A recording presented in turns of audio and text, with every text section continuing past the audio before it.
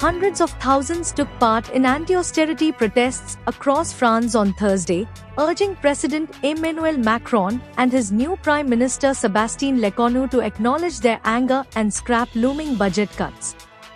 Teachers, train drivers, pharmacists and hospital staff were among those who went on strike as part of the day of protests, while teenagers blocked dozens of high schools for hours.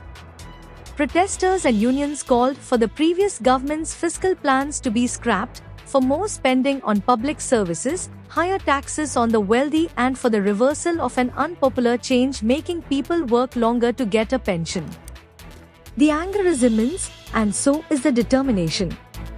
My message to Mr. Lecornu today is this: it's the streets that must decide the budget, said Sophie Beneath, head of the CGT union.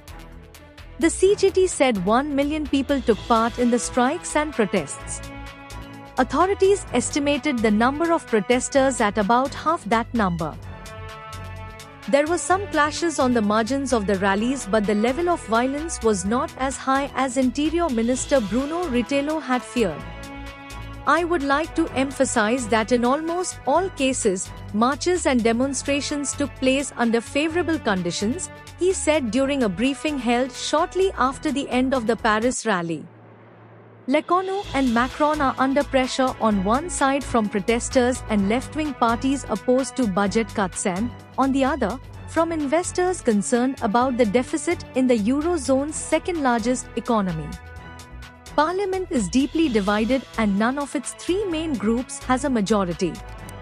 More than 180 people have been arrested, the Interior Ministry said. Some 80,000 police and gendarmes were set to be deployed throughout the day, including riot units, drones and armored vehicles.